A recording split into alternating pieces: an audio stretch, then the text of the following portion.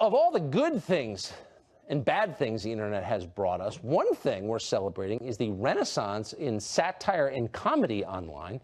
No website represents that renaissance better than the Babylon Bee. Here are some recent headlines they've run. Quote, Democrats grasping at straws to impeach Trump, now regret banning straws. Or this, El Paso man comes down from insane acid trip where he hallucinated that he ran for president. Or how about this one? CNN attacks Babylon Bee. The internet is only big enough for one fake news site.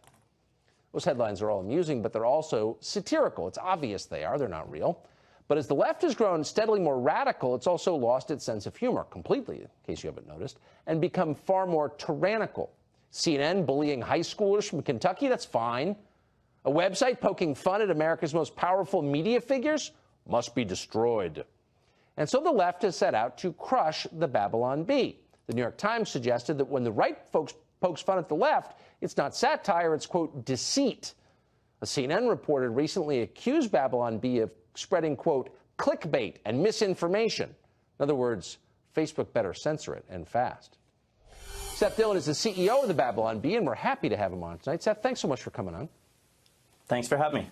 Why do you suppose, by the way, I think your site is hilarious, and a lot of people think that. It's doing well. Thank you. CNN doesn't think it's funny at all, and they're trying to get Facebook to ban you. Why are they doing that?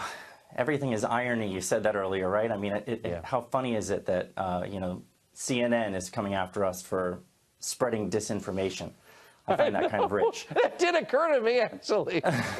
But it's, and you're right. It's hilarious on one level, but on another, it's ominous. The idea that a quote news organization could try and put you out of business because it doesn't like your jokes. I mean, that's not a world you want to live in, is it? Well, you had that clip of Adam Carolla earlier saying, the pendulum, if it's going to swing back the other way, that could be driven by, humor and comedy. If that's true and they see it as a threat and, we're aiming at the wrong targets and they don't like that,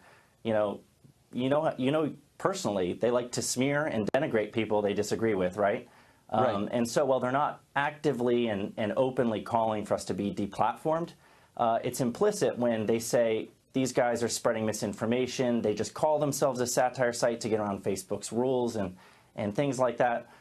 Those suggestions, I mean, what's the solution there? If that's what we're really doing, if it's true, if they're not spreading fake news about us and they're really being honest, then Facebook should shut us down, right? I mean, that would be the proper response to a site that's just misinforming people on purpose.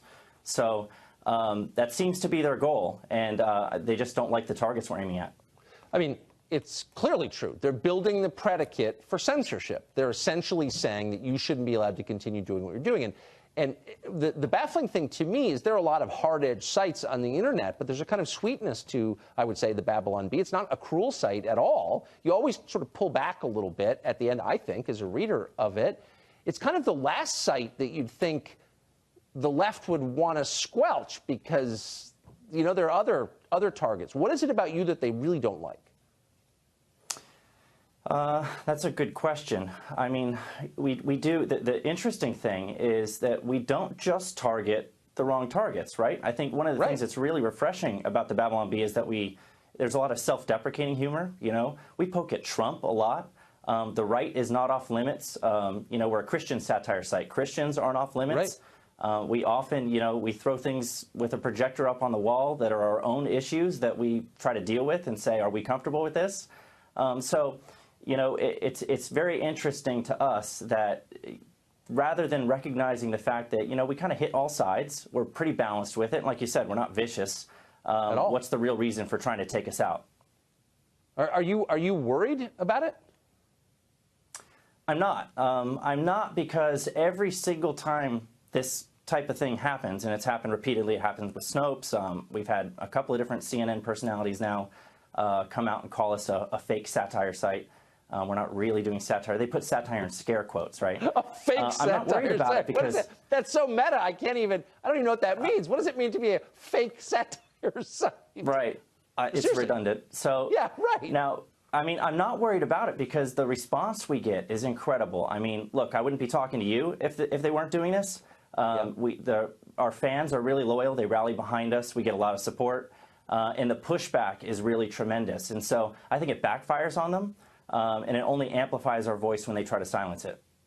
Yeah, I don't think it's going to work. I mean, I must get a text a day of one of your headlines. So Godspeed. I think you're That's doing a great thing. Making America a little bit lighter is really a virtuous thing to do, in my opinion. So thank you for doing it. All right. Thanks for having me on. When the Babylon Bee reported that Congresswoman Alexandria Ocasio-Cortez had appeared on The Price is Right, guessing that everything presented by host Drew Carey, including world-class healthcare, cost nothing at all, the prominent online fact-checking site Snopes assured readers that this didn't actually occur. It labeled the story false, along with Democrats' demand that Brett Kavanaugh submit to DNA tests to prove he's not actually Hitler.